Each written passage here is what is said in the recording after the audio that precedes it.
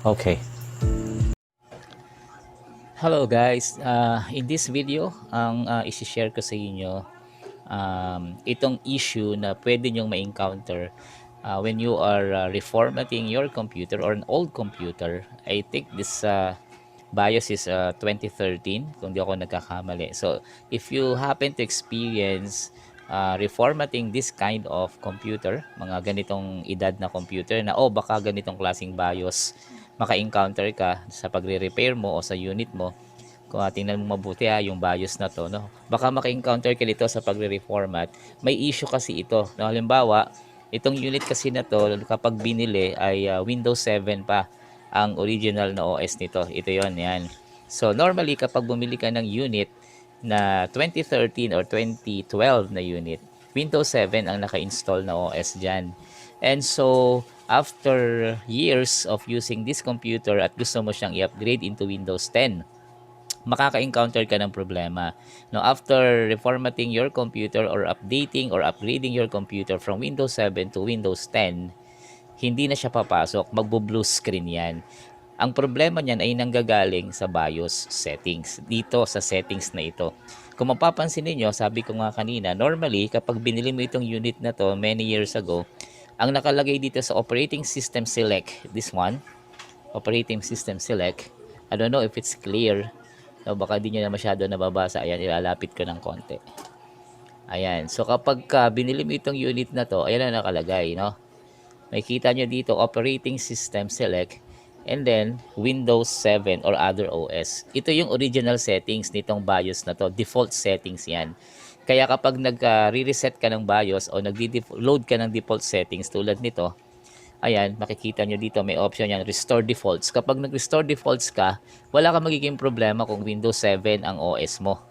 Pero, once na nag-upgrade ka ng OS from Windows 7 going to Windows 10, dyan magkakaroon ka ng problema sa blue screen after upgrading or after reformatting.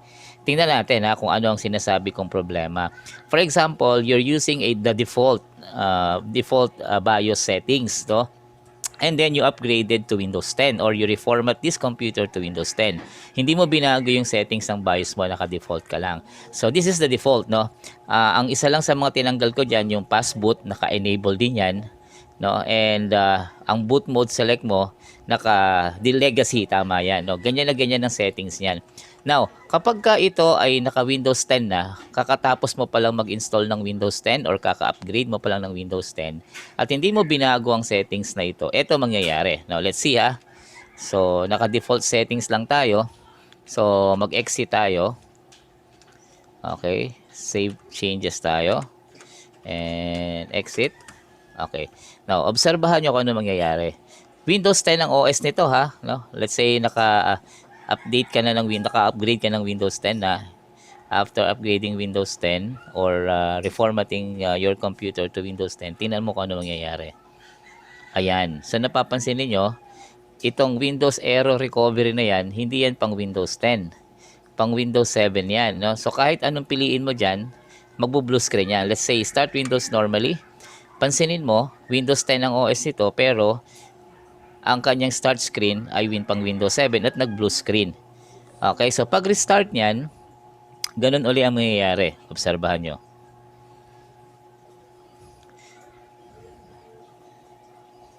This is only a basic settings, no? Pero it really creates a lot of issue. No, malilito ka ngayon. Bakit gano'n, no? Pinormat ko na siya, pero Windows 7 pa rin yung lumalabas na splash screen niya at nagbo-blue screen.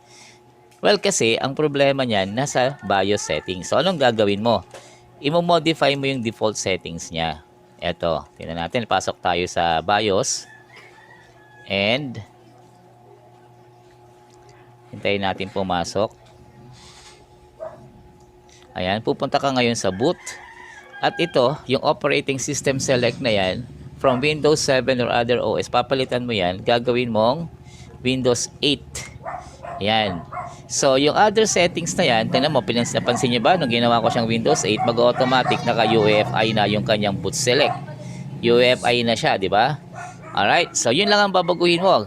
Aalisin mo lang to from Windows 7 na default, gawin mo siyang Windows 8. Okay? Although Windows 10 yung in-install natin. So, ang gagawin mo, save changes and exit na tayo and restart the computer. And you will notice, papasok na yan. Hintayin natin. You see? Ang lumabas na logo ay Windows 10 splash screen na. Hindi na yung Windows 7. So, isang ano lang, no? Isang modification lang ang kailangan mong gawin. At kapag yun ay hindi mo alam, it really creates a lot of problem for you. So, hindi mo talaga to mai-installan ng Windows 10 kahit anong gawin mo. Kahit reformat or upgrade, hindi ka makapag-upgrade. So, Windows 7 lang ang gamit nito. Pero kapag alam mo yan kung anong papalitan mo, then you can upgrade this unit to Windows 10. No, ang unit na to, I think mga 2012 siguro ito, 2013. So baka maka-encounter kayo sa mga ginagawa ninyong computer na hindi nyo ma-upgrade o hindi nyo ma-install ng Windows 10, nagbo-blue screen. Tingnan nyo sa Windows settings, baka meron kayong ganyan. Kaya nagkakaroon ng problema, hindi ka makapag-upgrade.